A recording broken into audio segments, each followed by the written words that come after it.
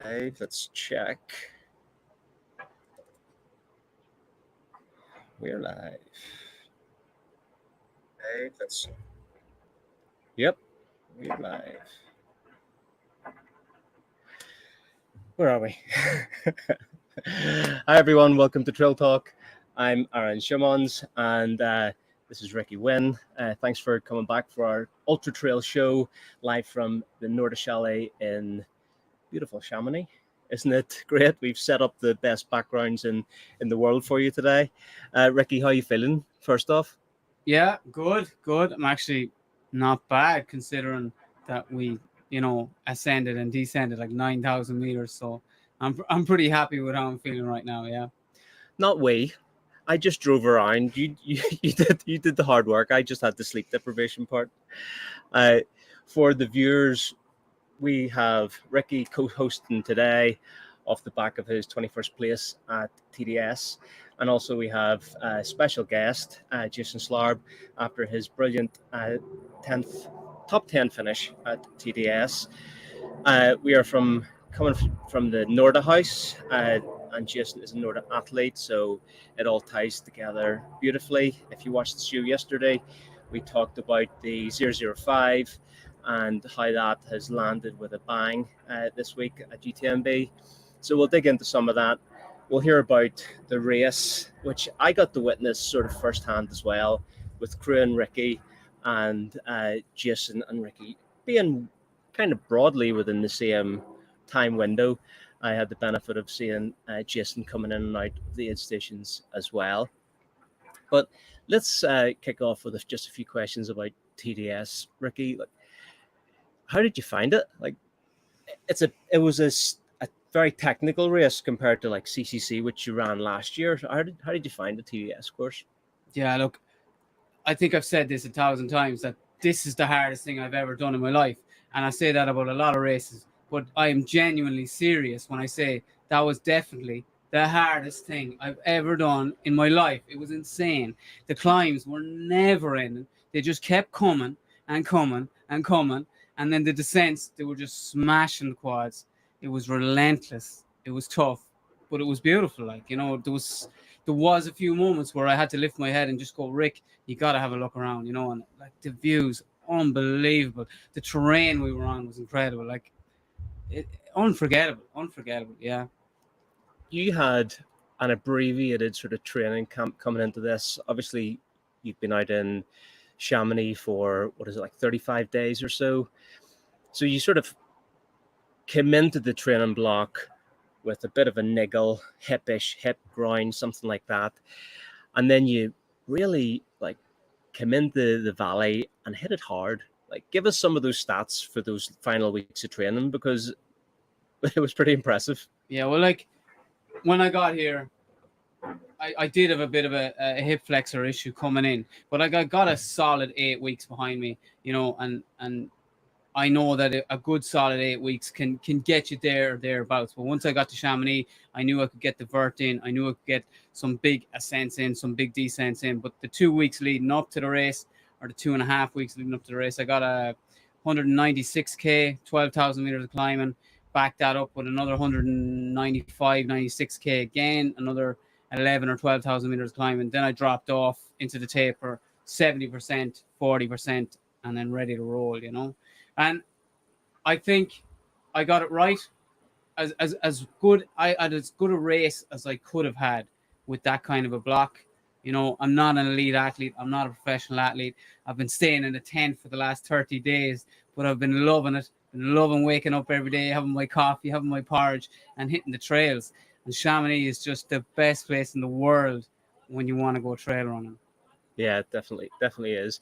And you had a bit of suffering in the tent as well with a few bad storms, didn't you? But during the TDS, the weather was pretty good. I mean, obviously it got hot. It's kind of been humid-ish this week. How did you find like just the weather all day? Yeah, again, beautiful night. The night was perfect. Like the temperature was pretty good. It was even like slightly warm, but it was perfect. There was no rain, there was no wind. And then once it started to warm up, it did get hot. It did get very, very hot. For me, I was making the climb out of out of Beaufort, and the heat was intense. It was pretty intense, but like you try to manage that as best you can. Bucket hat, as much water as you can. Anytime you come across a trough or stream, you're trying to soak your legs, trying to soak your head in water, and you're just trying to manage, trying to survive, and trying to get through it until the temperature starts to drop again. And that's the great thing about a 24-hour race or a 22-hour race or whatever it is. You know that if you can manage that hot part of the day, it'll start to cool down. And if you can save something in the tank, your legs will come back. And that's kind of what happened for me.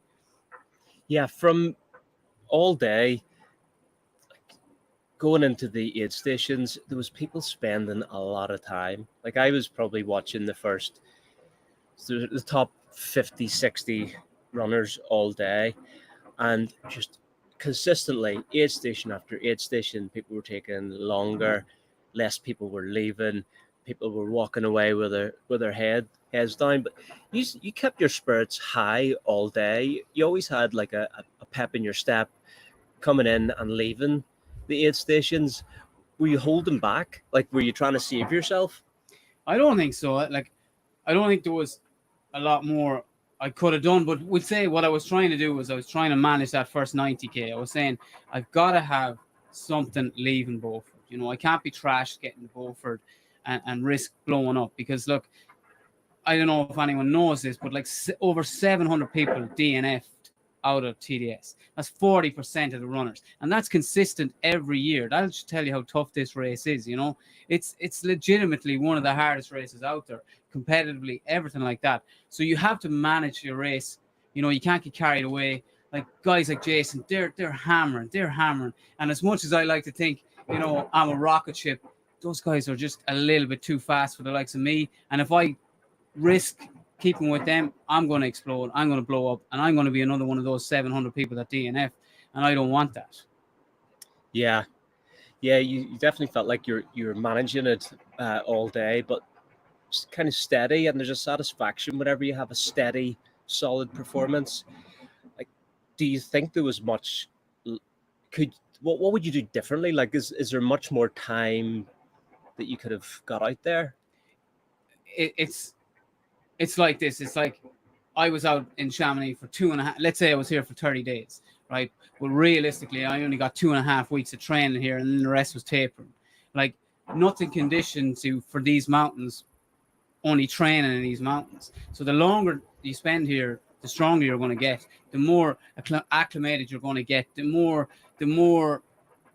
benefits you're going to get the longer you stay here. So ideally, like in a perfect world, I could be here for 6 months, you know, and then get more specific on those kind of on like, let's say a climb like Beaufort or the climb out of Bourg St. Maurice, you know, because where I was staying in the valley, logistically, I didn't have a car. So it just makes it a little bit harder to get to those kind of places and to try and get back from those places, unless you're doing recce to refuge, you know. And the time that I had, I couldn't really afford to be banging out 60K days back to back. It was too tight of a window for me, you know.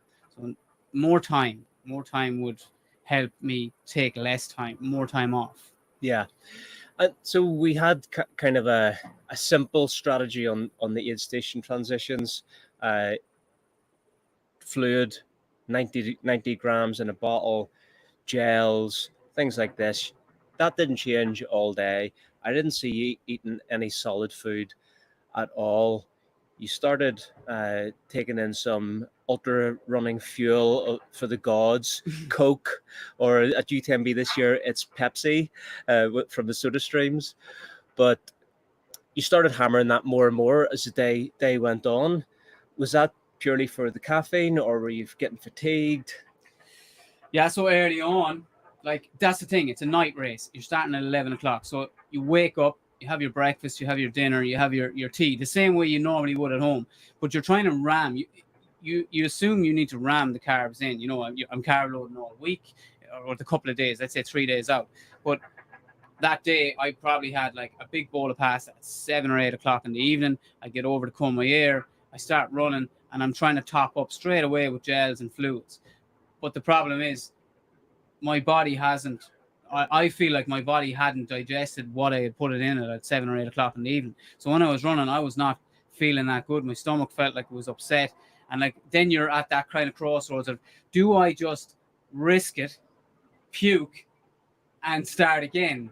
Or do I just keep going and maybe it'll settle down? So I tried to keep going, settle down, just sip on some water, but that wasn't doing it for me. So I just let her go. You know, I just puked. I came through one of the first cruise places, and I just puked up there. And then I said, okay, let's start again. Keep calm, relax. It's very early in the race. It'll be fine. And after that, everything else went really well. I took the Coke at that aid station where I met you because I just felt like that would settle my stomach, because Coke is the magic of this ultra running. It's like, it just does everything. You know, it's got that perfect balance of sugar, carbs, and I don't know, it's got that, it just settled the stomach. And after that, I think I was pretty golden on the aid stations. You know, I had no more stomach issues. I was actually still drinking my carb mix coming down La Houche on the straight, getting chased down by the instinct runners, Sebastian, you know. So I was still able to fuel. So like, over that distance, I was really happy with that, you know. We've got questions coming in on the chat. Keep them coming. We'll maybe move on to the questions after we talk a little bit about gear, and then we'll bring Jason in, and you can turn from runner and interview E to co-host and fan, I suppose. Massive fan.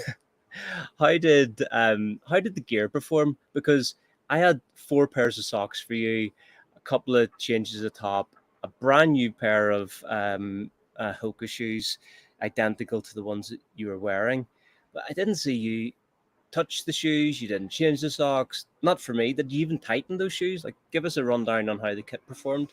Yeah, so let's say I'm wearing the Hoka kit. I'm wearing the Hoka kit is Run Rabbit, right? And Run Rabbit gear I find is really good. So shorts, no lube, no chafe cream, no nothing, no issues, no chafe at all the whole race. And it was hot and it rained near the end, and I had no chafe issues, which was brilliant. Like, you know, and I've been training with that gear for so long that it just works really well for me. Then the shoes, wore the Tecton X3. Again, set it, forget it, never needed to touch them. I never needed to tighten them, never needed to loosen them. They were fine. The socks, I'm wearing compress sport socks. Again, no blisters, no foot issues, no hot spots, no nothing. So that was perfect. And I did plan on changing my shoes and socks at Beaufort, 90K, but everything was still working fine. I was having no issues with my feet, so I thought, leave it alone. It's fine. It got me this far. A new pair of shoes is not going to get me there any faster. A new pair of legs, maybe, but a new pair of shoes, no. And then we'd say I had the Hoka Race Pack, which is an Arch Max pack. Super light, super small. Almost looks like it's not going to hold all the gear, the mandatory gear, but it worked really well. There's enough compartments in it for gels, for liquids, for everything that I needed, for very, very little bounce, if any, you know, and it worked really well. Again, I was wearing Alba Optic sunglasses when it got warm. I really rate the Alba Optic sunglasses. I think they're brilliant.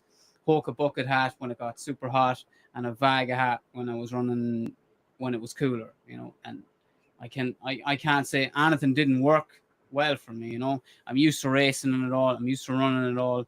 I feel comfortable with it all, and that's the main thing, you know. The gear has to work. There's no point wearing something that doesn't work. Yeah, 100%. So let's take a couple of questions from the chat, and then we'll bring Jason over, and you can swap into the co-hosting seat. Owen in the chat was wanting to know, what was the hardest part of the TDS route?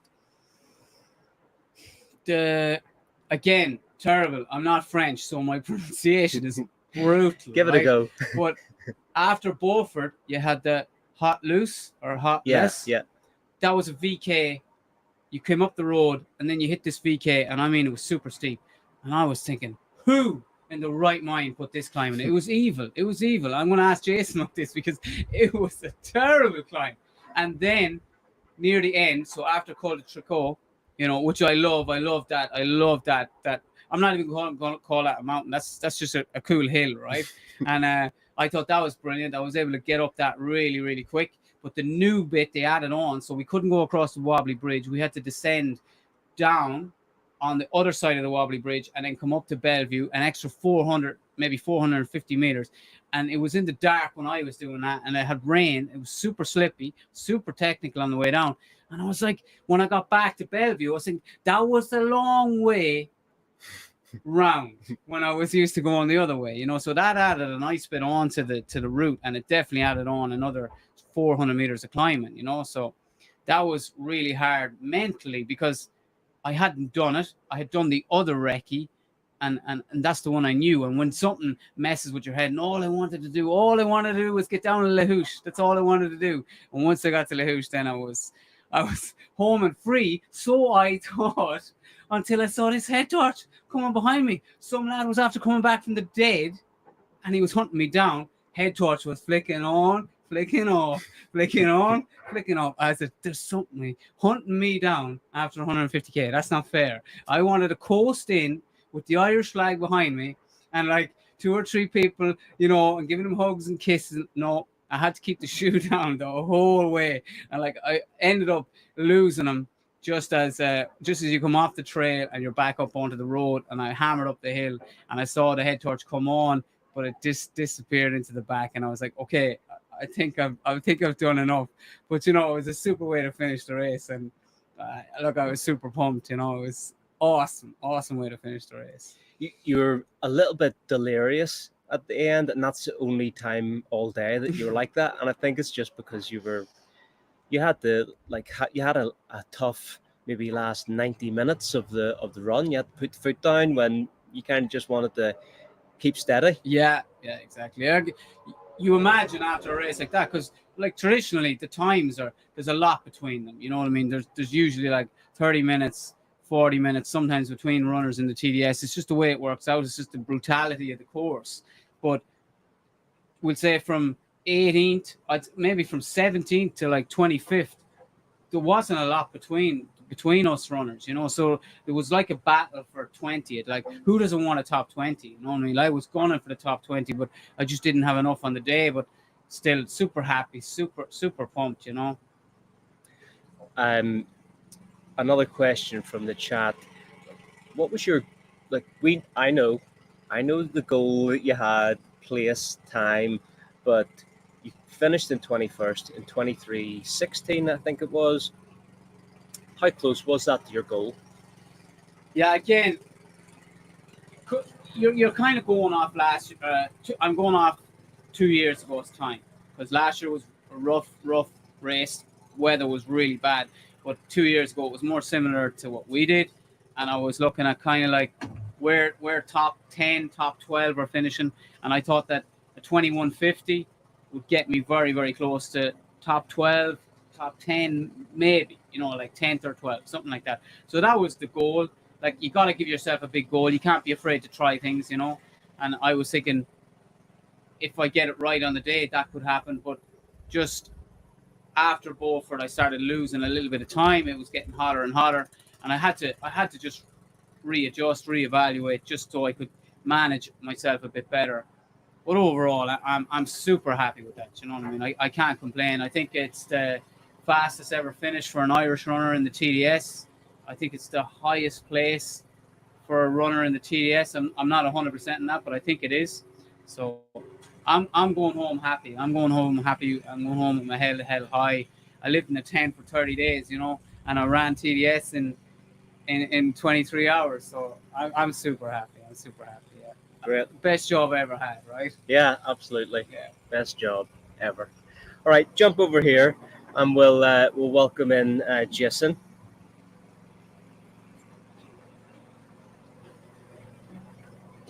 Hey, Jason. Hey, how's it going? Welcome to Trail Talk. So good that you've been able to join us. You don't look too tired after your 9th place, 21 hours, 21 minutes TDS. Looks to be deceiving. I'm definitely tired. Yeah? Definitely tired, yeah. And I had the benefit of watching your race kind of unfold and seeing you coming in. And I think maybe a good place to start the conversation is, from quite early on, you looked like it was painful.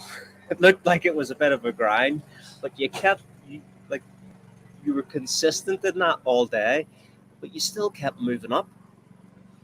Yeah, the dynamics of racing has changed. Like when you look at the start list of TDS, before it was over a dozen people with a higher than 800 UTMB index. I wasn't even on there.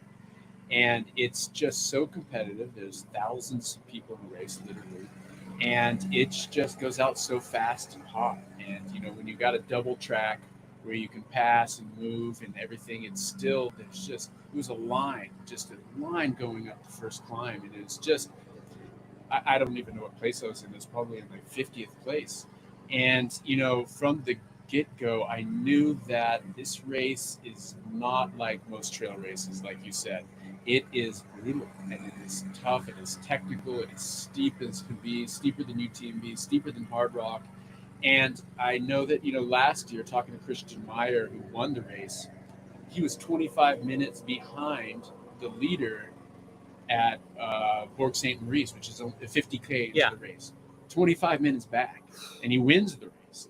So I was purposely and comfortably staying in a position of ways back to really kind of preserve myself, because, man, if you look at the splits of anybody that's competitive in that race, and even in the past history, that you've got all the time in the world to make a move in the second half, because people just die. It gets hot, and you just get worn out. And so that was kind of my my strategy, my plan, to kind of take it a little bit easy and to move through the field, which kind of happened. It did work for the most part, but what ended up happening for me personally is that I was forcing down the calories and carbs, and I've been having this issue for the last year of just taking so many carbs in my stomach, just can't hold it. In training, I can do a 50K, I can do a 50K race, I can do a lot of volume at 120, 130 grams of carbs per hour. But when it comes to that hour, 10, 15, 20, my stomach just says no. And, I reduced it from 120 down to 80.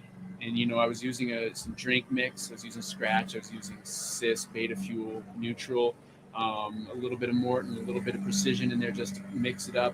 But bam, right around 80 to 100K, it just, I left Beaufort and just tried to take some, I drank a Scratch, 40 grams of carbs, and just puked. And then from that point, for some reason, it just doesn't reset.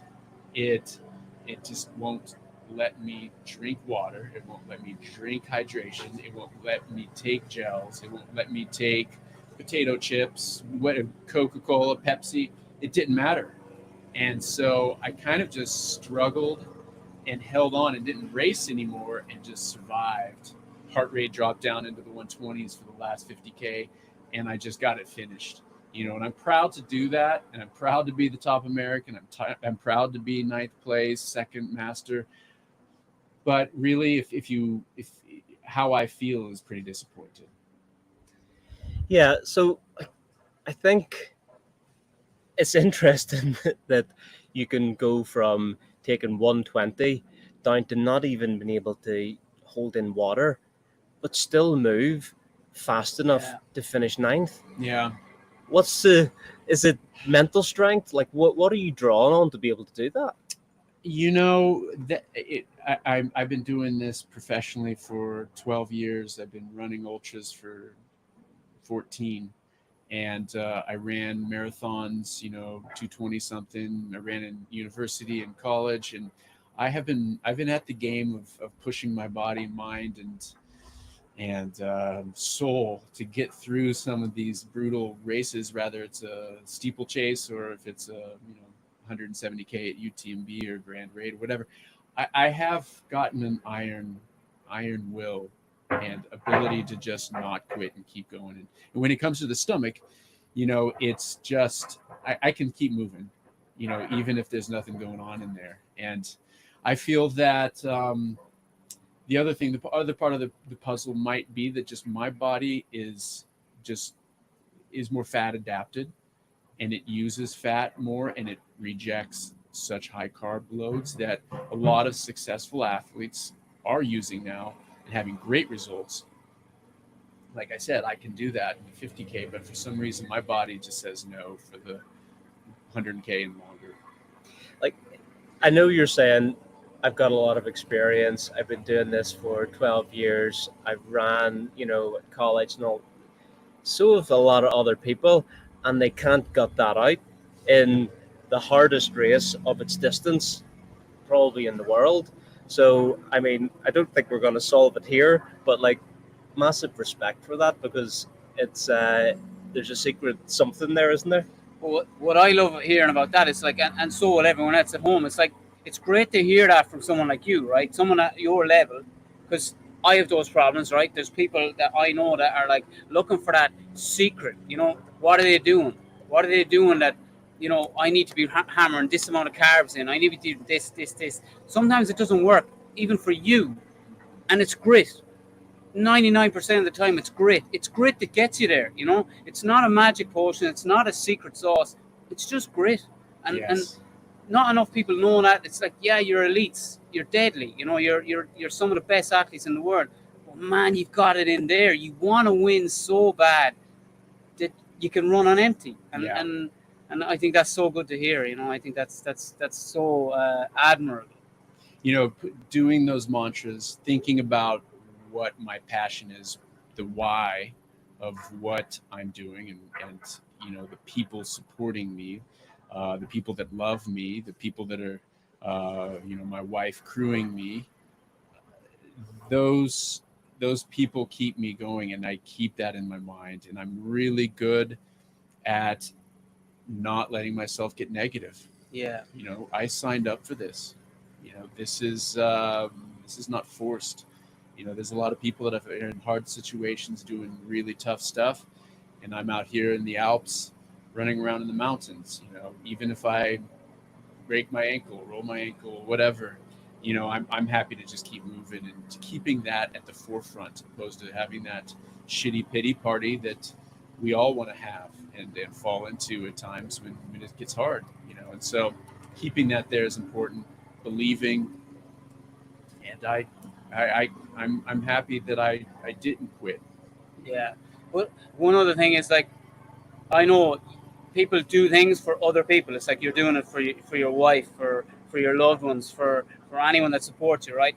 But a little bit of that is like, it's like a trick you play on yourself too. It's like you're saying that to get you through, because in those dark moments you need something to cling to, Yes. And if you know that no matter what happens, they got your back, right? They're going to support you, whether you have the best day of your life, the worst day of your life, they're going to support you.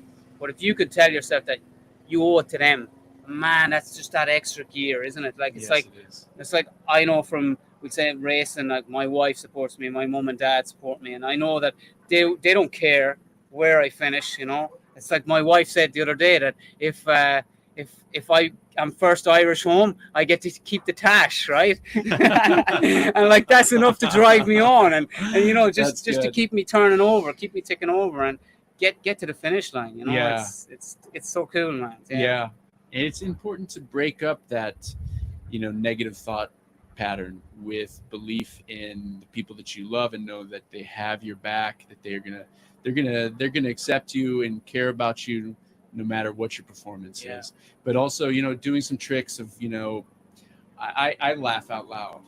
Yeah. I make myself laugh out loud, and I make myself smile. And if you ask some of the guys that I was running around at TDS, I talk, and when that shit comes into your head and says, oh, you're not doing good, this sucks, this is terrible, oh, once again my stomach is puking, and I'm not able to take in my calorie, and just stop and say, I say something, I like, hey, look at this, stop the pity party, just verbalize it and stop that train, that wheel that just keeps going negative. And then if you just speak out loud and break it, that's a good way to keep from going in the wrong direction with that, because your mind wants you to stop.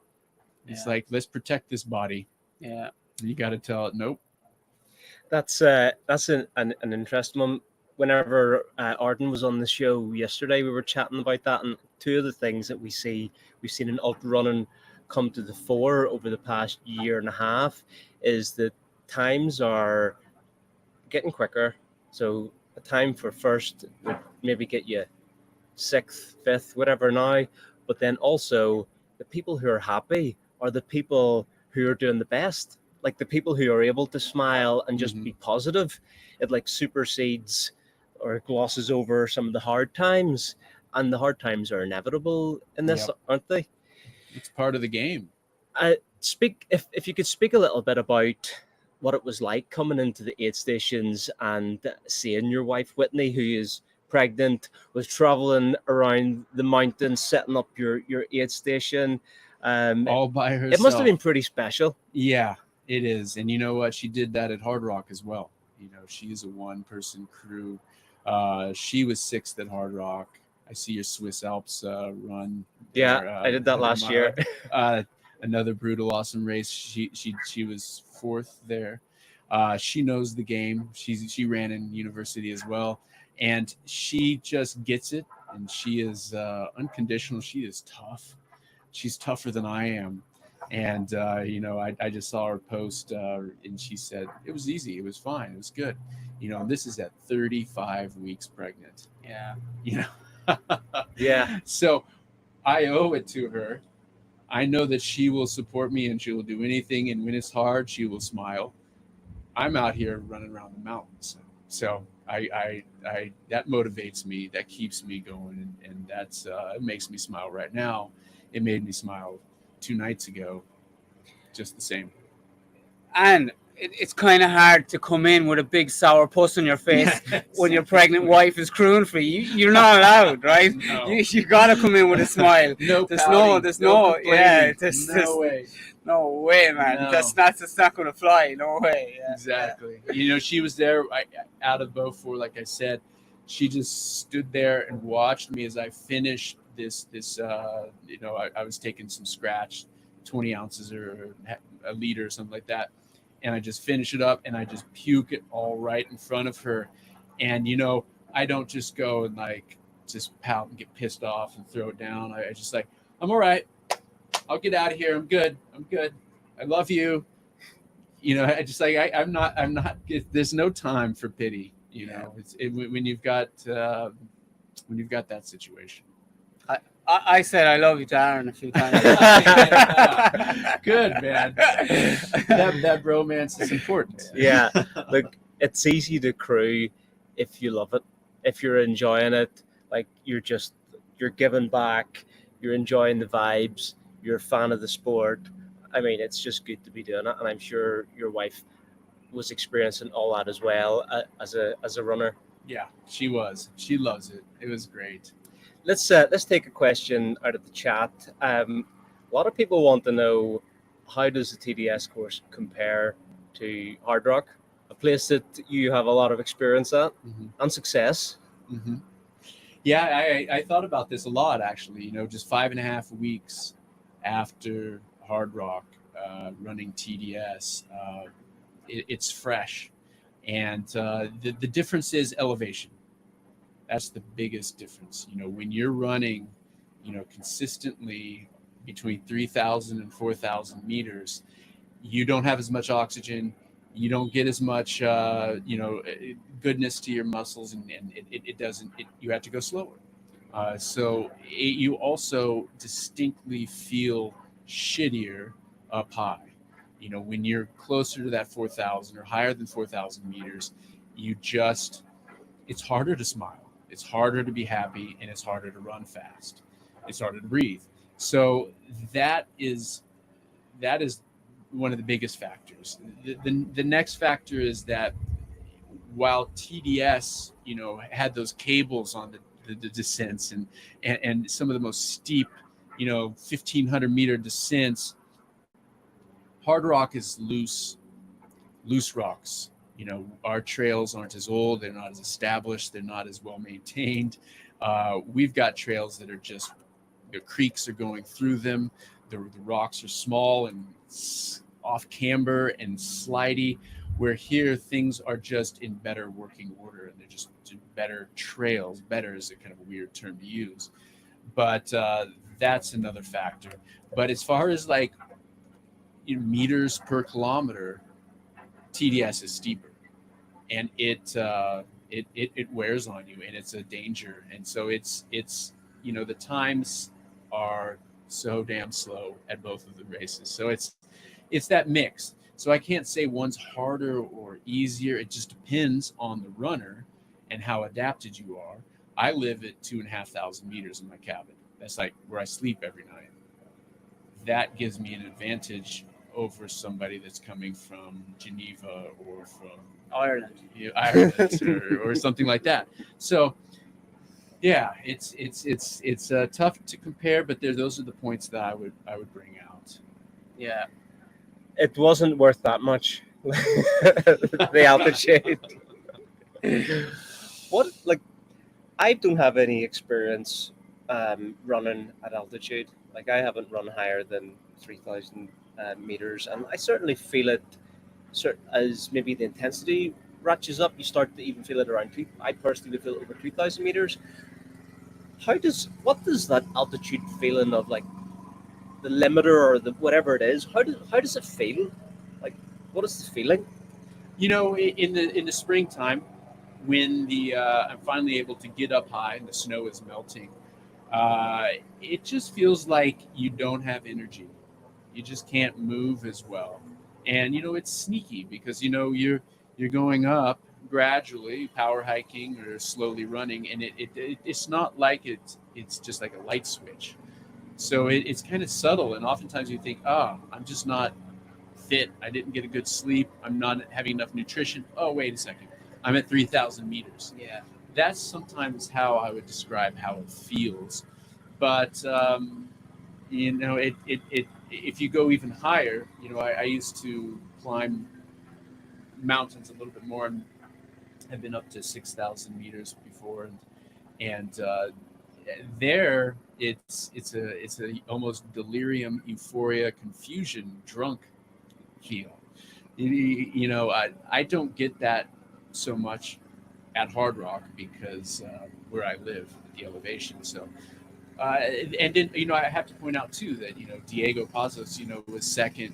He's living in Geneva, Switzerland, and at fairly low elevation, and people manage it. You don't have to. Francois lives in Beaufort. He definitely isn't. He isn't super high. And Julia Choyer. There's all kinds of examples of people that can adapt and do well there. And kind of like the stomach, absorbing calories. Everybody's body is a bit different. You can find averages. Yeah. But some people are really damn good at altitude.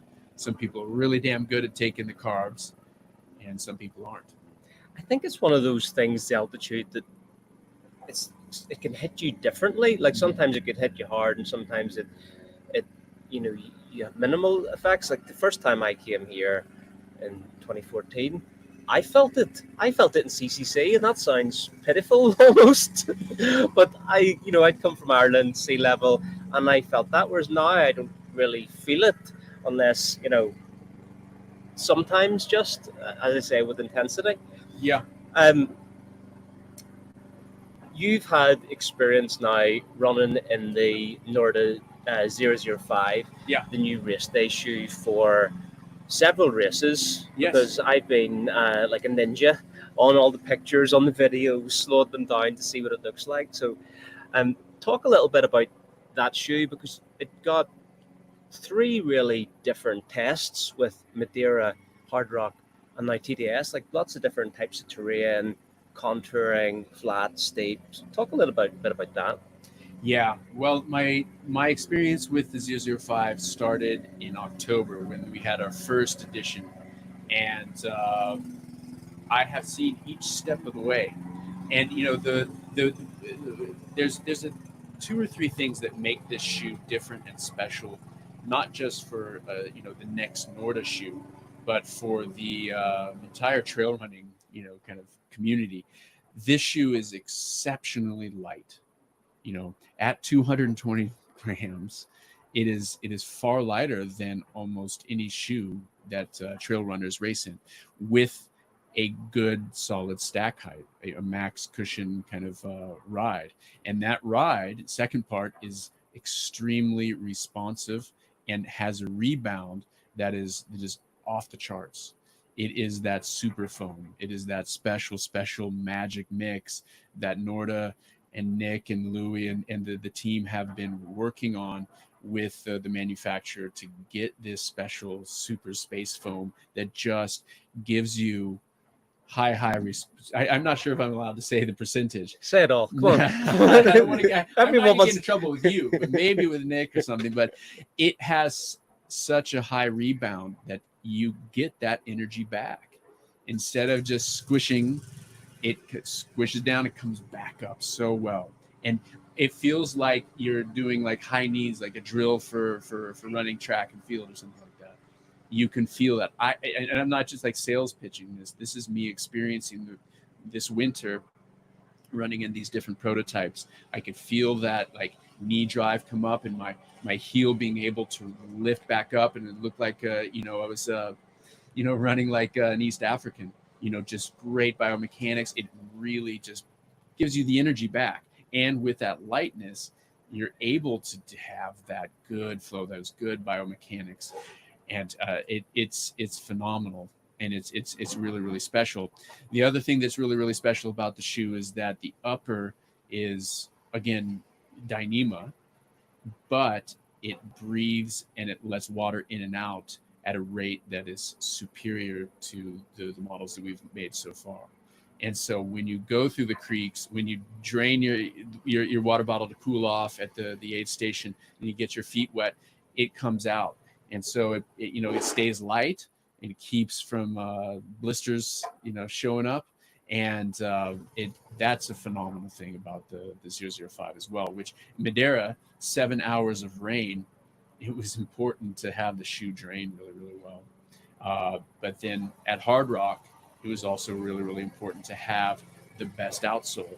And with the new Mega Grip, Vibram Elite, which is even stickier and more badass than any outsole that has been made, that was super, super important.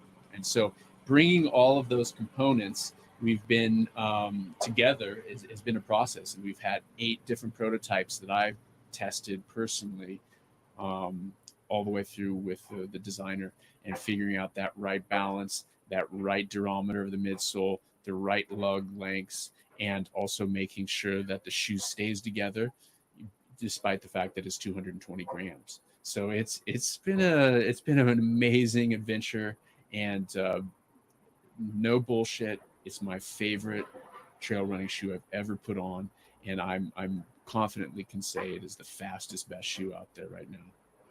So you got the first prototype in October? Yeah. And are you using it for all your training? Are you still lifting the 001 It and is 2? a tool, but because I have this situation of I'm just getting prototype after prototype after prototype, I'm not I'm not going back to my regular trainer. I'm trying to wear these things out as fast as I possibly can, see what the difference is from the last prototype, finding out if things, the laminate is working, finding out and making sure that the lug design is the right. So I've been running with them for all my runs, since October. So I know this shoe like nobody else in the world. Is that the shoes that you wore the other day? Yeah, it is. These shoes right here are the ones that were TDS. So you can see them. They're kind of a gray white shoe, but yeah, they're crazy light. But right on this one here. Yeah. So there, one other difference between, if you're a big Norda fan, with the 001, we improved this, and we put these things called pods, and they basically pushes against your ankle, kind of like a Vaporfly or Alpha Fly, or some of the other super shoes, and it keeps the debris out. With the road, it's not that big of a deal. It's a fit thing, but for trail running, it's not only a fit thing, but it keeps that shit out of your shoe, which is really, really cool too. That's a difference with this shoe that's new as well. But yeah, this is my baby. The thing that sort of jumped out at me when I saw it at the at the pop up yesterday was it seems like a massive update on the upper Yeah, compared it's to a the totally different kind of upper. Like I was saying, the way that it's weaved and blended is to allow a lot more flexibility. It's a lot more malleable, and like I said, the important thing is it's breathable. Water comes in and out of this quickly and fast, and it dries. And if it's really really hot and not wet, it keeps your foot cool from sweating and not getting wet and getting blisters, because that's what gives you blisters, is getting wet. Yeah.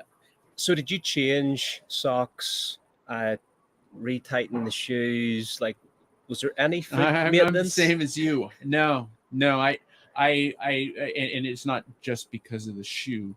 I usually don't change shoes. I usually don't change socks. I understand people doing it. I see the advantage, and I totally support that. But I know the shoes really, really well. I know how to tie it perfectly, and I've been running for 20 some years, so I've got it dialed, so I didn't have any problems with it. Not that, like, my next race I won't have to change shoes or socks or tie my shoe again, but no, I've figured that out. What sort of volume have you put in these shoes time wise? As far as kilometers, Yeah, per week, or- time, kilometers, miles, whatever works. I've had some 160K weeks here. No, and I there. mean like total that you put into the shoe. Like, I would say if I've averaged 100 to 120K per 130K per week for 10 months. So in that shoe. no. This shoe is the one that has the Mega Grip Elite.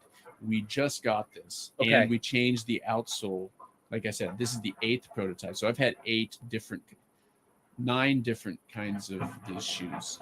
So this one I just ran for a couple shakeout runs. You just and broke then it the in? race. Yeah. Yeah. But for me, right, for anyone that doesn't know, Chamonix, these mountains here, Beaufort, any of these places, they eat shoes. They Yeah. really eat shoes. Like, they destroy shoes. The descents destroy shoes.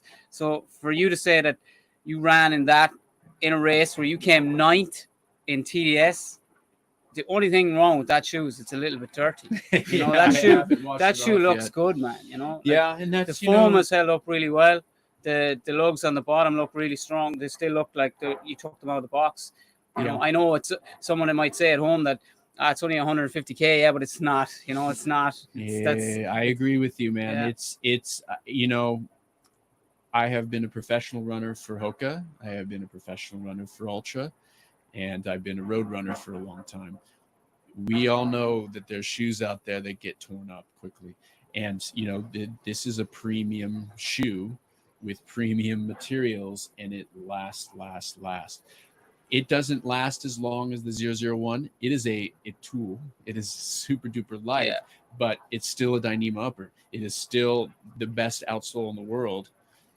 So you can expect to get that Norda quality with the 005 as well. One thing I'd like to ask just on the shoe front is, you'd mentioned in Hard Rock, you've got more contouring. Like, some of it would feel like off trail compared to TDS, and you're always on a sanctioned trail, not sanctioned, official trail. What's the shoe like kind of on the off camber stuff, the off trail? How does it perform? It's good. It's stable, and partly because of the good last, it's got a little bit of a wider toe box that helps with stability, and the shape of the midsole is such that it's not tippy and it's not too tall. Everybody is unique in what works for them and their skill set, etc. But this shoe is Hard Rock. There are places that aren't trails, and there are places that are 30-degree slopes. And in my training, I don't stay always on the trails in the San Juan Mountains. It's part of the adventure. And Madeira has ridiculous descents on rocky stairs that are off camber that are just wild. And I'm really, really happy that, not to call out a different shoe, but but I'm going to, is the other super shoes like the TORQ Speed Ultra with plates. you get more energy pushing back. And if you land in a way that's off camber and isn't perfect, you can oftentimes, it promotes mistakes, and it promotes ankle rolling, and if you don't do everything perfect. And with this shoe, without the plate, this can tackle anything and not like screw you up with some weird springy bounce when you didn't quite get that footstep just right. And a lot of people are like, oh, does it have a plate? Does it have a plate? And no, it doesn't. But I can predict exactly how it's going to safely get me to the next step without bouncing in a different direction. And I use super shoes for speed workouts, with carbon plates. For trail running and races that we've been talking about, this is the best solution for me, and I think for most trail runners.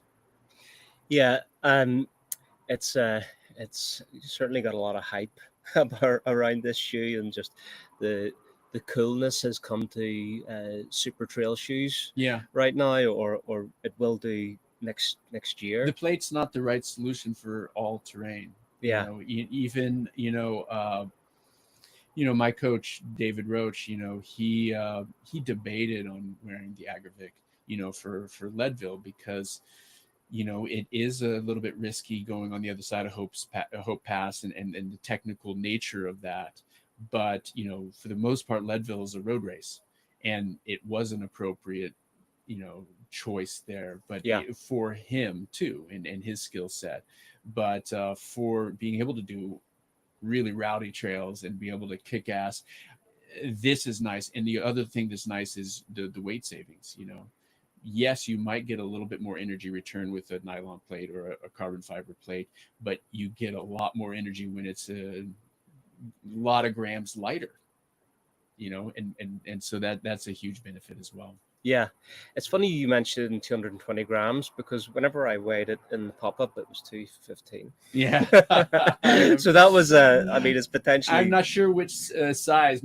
I'm a 43, 44, and it's in the teens for me. Okay. But again, the shoe isn't quite out yet, so I don't know if I'm allowed to. We can't say exactly what the weight is, I think. Yeah, good point. I think the size was a little bit smaller than my own size, and I'm Yeah. a 44. So Yeah. otherwise, I would have put it on. But to regardless, feel it. I don't know any shoe with that kind of outsole and midsole stack that is that light. Yeah, I think it's a good point about the carbon plate. Wasn't last year Peter Angdahl and the notorious 90-degree angle Yeah. photo coming along from a flagere. Yeah. So that's interesting. Let's change gears just a little bit and get back into racing, because we've watched you over the past few years grind it out on loads of races, and you grind out TDS, but you still had a good result. Maybe you didn't live up to the potential that you had if you were taking in those calories as you would have wanted. But what do you think? Like you're saying, you can take 120 grams in training. What's the solution to this? Like, are you gonna go back to 120 grams in training? I'm going to train at a high carb per hour, in that triple digit area. But next race, I'm going to try 60 instead of 80. And I'm also going to mix up with products I'm going to use. I'm going to maybe use a little bit different drink mix, maybe try the Morton drink mix. There's some other products too that I'm going to play with that I can get from the feed. And that's what I'm going to do. And I've won Hard Rock. I've had success winning a lot of different races in my past at 40 to 60. I'm going to, maybe even 40 to 50. So going to 60 is I think a safe spot for me. And it's really disappointing to have gone to Madeira, and I have athletes that I've coached, that Rich Lockwood, who is 10th, and to know what my fitness is, and I see his fitness every single day and be like, I could have been there with Rich. I could have done something like that and not be able to do it. And then at Hard Rock to lose a few hours, and then of so many people come up and say, "Congratulations, that was amazing. You're back. You're doing great." And I'm like, yeah, that wasn't what I wanted. That's not what my body can do. That's not what my training shows. And then to do that again at TDS, it's just a bit of a heartbreaker. But again, kind of like the mental game in the race, to pout and be pissed off and be negative and do the classic Instagram post of it sucked and it was terrible and I I can do so much better. That it's hard to resist doing that and instead take the positive. I got to do this and I'm healthy and I'm here hanging out with you guys on this porch looking at the mountains now. So this is fantastic. The viewers we've positioned it so they're getting to see the full Grand Balcon, so it's looking good. Yeah. Something I'd like to ask you about is the position as Norda. Is it team manager? Is it athlete manager? And either one works. Okay, well, yeah, we've created this group of people that I happen to have been able to become friends with Nick and Willa and the rest of the Norda team, and champion the product, and then bring in the athletes and be in a position to be able to support them, communicate with them, make them feel as part of a team that we are. And that's what that is. And it's fun. It's really, really cool. And we do monthly calls and we do video calls, and we get together. Madeira, we had Kelsey, we had Rich Lockwood. Ethan is an athlete that's not on 665 right now, but he was out there, but he's a Norda runner.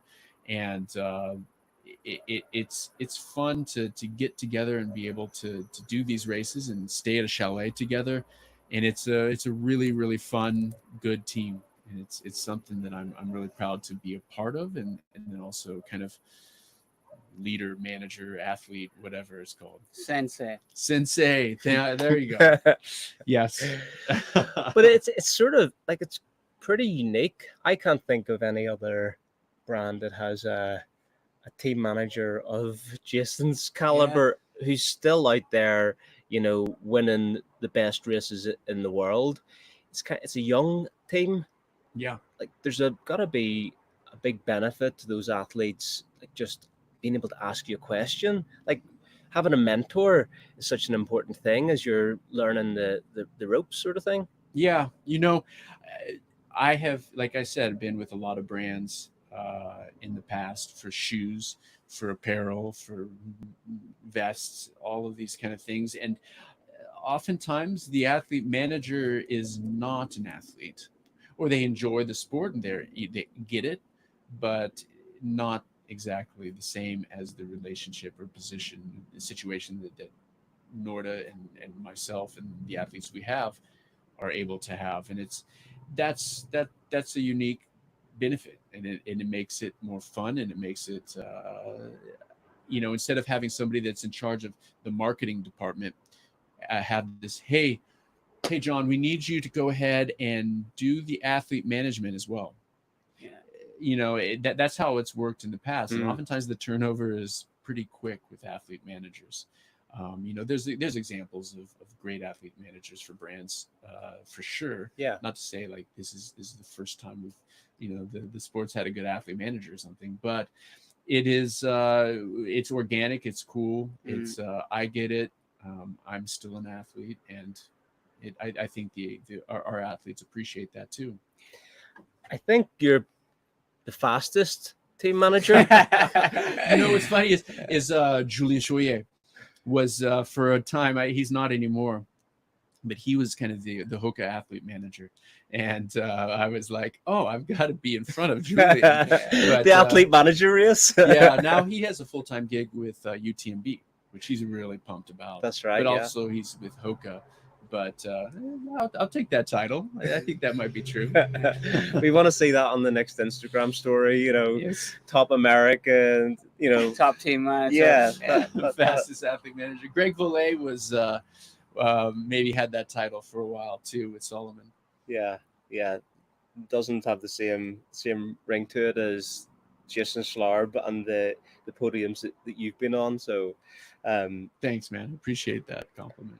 Would love to hear a little bit more about the 665 team and kind of the focus around that, and the even start off with the naming of it. Just like whatever you got to tell us about that. Yeah, it's the Canadian Shield. It's 66.5 degrees. It's also this tectonic plate that is the Canadian Shield. I'm not Canadian, I'm American, but it's a Canadian brand and North American brand, and that's where we got the nomenclature for that. It started organically. I started running with Norda. I didn't get paid. I didn't have any contract. I didn't have anything. It was just like trying shoes. I tried 3 or 4 different brands sent me shoes, and Norda was one of those. And I talked to Nick and Willa, and I fell in love with the product and became an athlete. And that's how it got going. They also had athletes that were in Canada that were trying the shoe and loved the shoe, and it organically formed as well. And they didn't have a contract. We just kind of seeded shoes. Jean-Francois Cochon he won the Quebec Mega Trail. He's one of the guys that was with the brand early, Raise the Hob, which some of the colorways are inspired by. And then we've got athletes like Kelsey, is Canadian as well from Nova Scotia. So we've got a lot of Canadian and North American athletes. Jovica, who won the Swiss Canyons 360, the Arctic Ultra. This guy is in the military in Serbia. He's Serbian, and this guy is unbelievable. He is absolutely the best. I feel like a weakling as far as my demeanor and ability to persevere. This guy does it for days and days and days, and he's the most positive, happy guy that would give you the shirt off his back. He's that kind of person. So the story, I'm going into storytelling, athlete management a little bit, but like the athletes that we have and athletes in our sport are a lot of incredible people that do amazing stuff. And we have some of those too. And so, like I said, Rich Lockwood, who lives in Seattle, he was number 10 Ultra Runner of the Year a few years ago, won Red Rabbit Run, second at Thailand a couple of years ago for the 100K for the Continental Challenge Championships or whatever. Elliot Cardin, he is a fantastic up-and-coming fast guy. He's had a little bit of a slump lately, getting through some stuff, but he's, was second at Gorge Waterfalls, which is an important big race in the U.S., we just have, I know I'm missing some people. Matt Seidel, who's going to be running and was on the show yesterday. Fantastic. Arden as well, who's a Canadian. Matt lives in California, in San Francisco area. Great people, fantastic people. Everybody has a full-time job. Jenny Quilty, she does not have a full-time, she has a full-time job, but she's a coach, and she's an amazing person and athlete, and being a top 10 at Western States kind of athlete. I'm just really proud. It makes me smile at just talking about these people. I can hear you're proud of it, and you could definitely they're like your babies. I talk to them every month. It's great to hear it, and it's great to see it. Like that's the difference between your normal team manager and someone like you. There's no disconnection. There's a full-on connection. So it's very cool to see. Yeah, it is, and that's that's coming from the roads. That's part of the reason I've invested in a lot of ways, lots of my life into this sport, is because it's more about the experience and people. And that is experience being place as well. And you know, the relationships that I have with people in our sport and with the athletes at 665 is meaningful to me.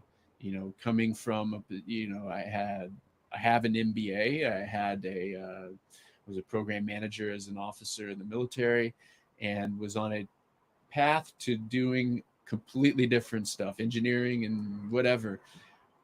I went to dirt bag trail running and never looked back, and I am so happy for that.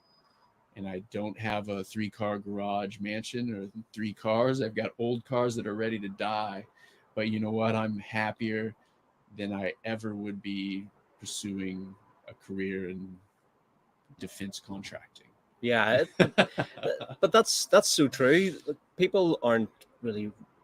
People can go through their whole life and not realize that the thing that makes you happy is the thing that you should do. Yeah. And whatever you're passionate about, you'll be successful at. And you know, that's just how we should go through life. So Yep.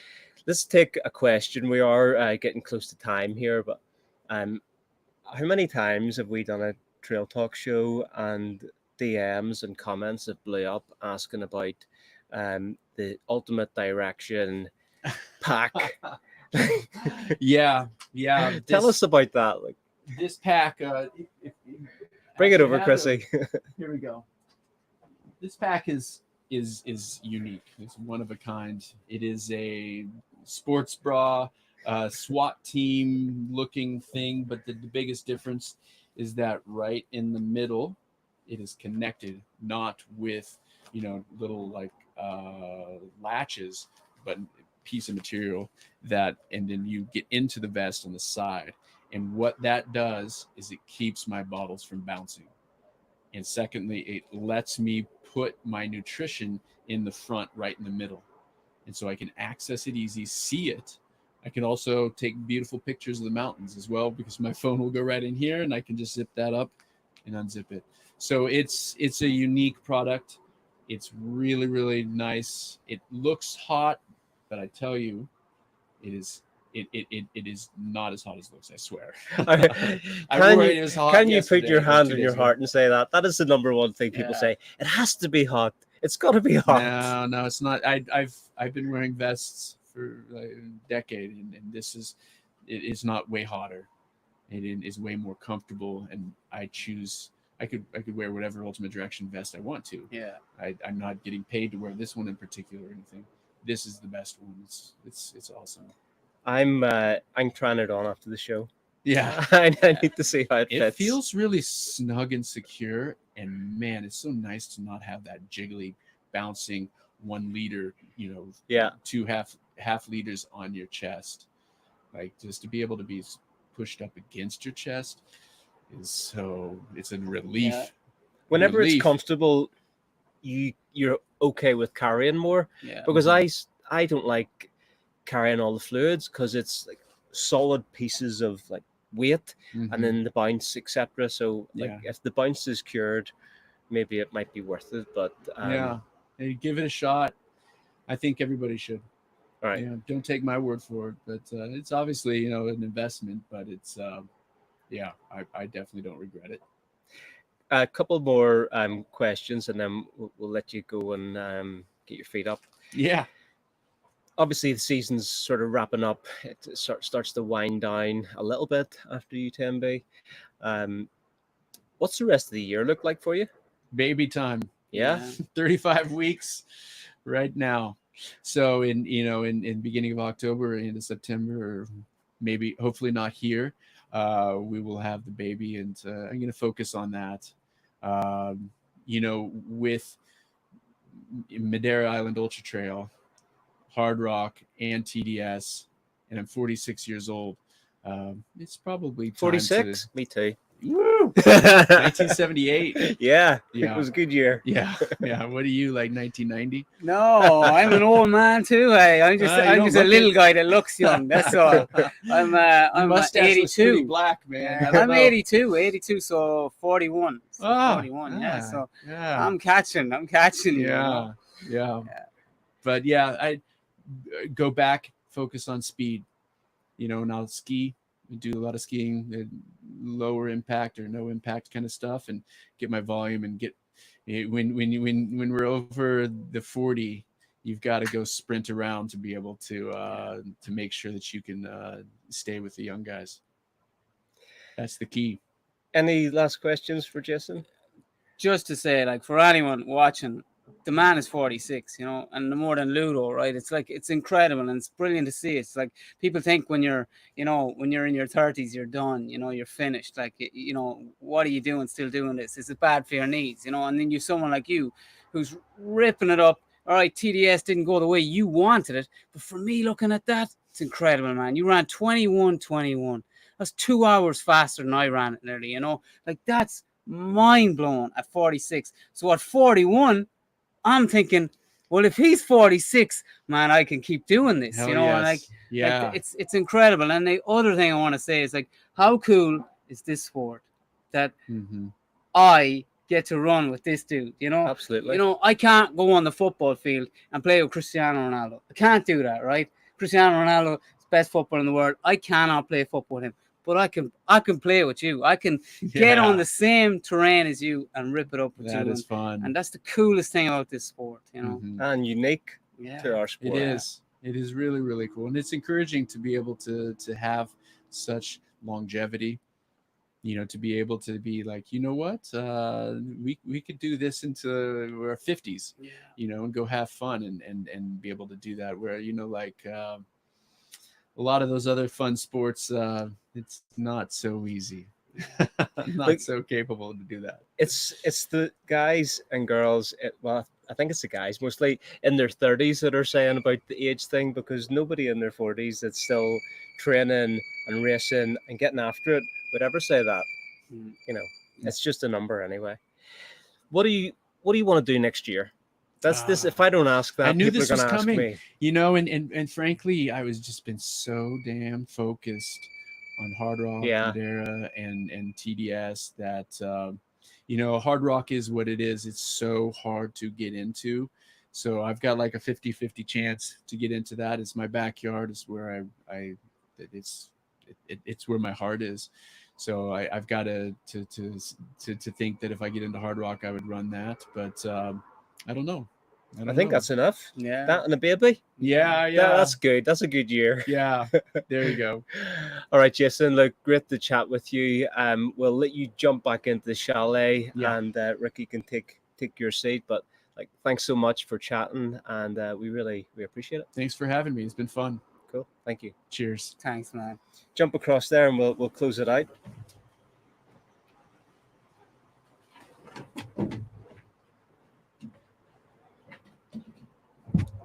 How cool was that? Oh, man, it's ridiculous. It's ridiculous. He's behind me now, Will you be waiting a minute? You can talk about him still.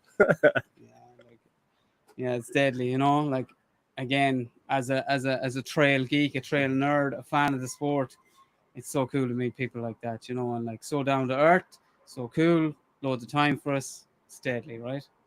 Yeah, it's so cool. So you're heading back to Ireland tomorrow. We'll all shed a little tear for you. What do you want to do next year? Like, are you gonna come back here? I got my stones, right? So that's 4 stones. That's hopefully going to get me back into UTMB. But unfortunately,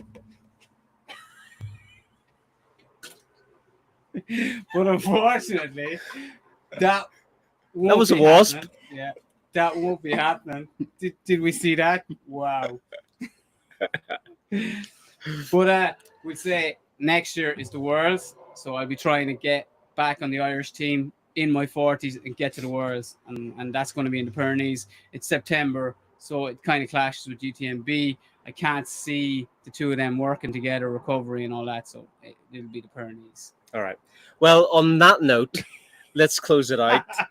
Thanks for joining us for the show. We hope you've enjoyed it. Keep on Instagram at I Run Over Mountains over the next few days. Going to have live content from UTMB and CCC. And of course, we'll be at the Col de Forclaz for the craziness that's going to go down there. So from me, see you later. Peace.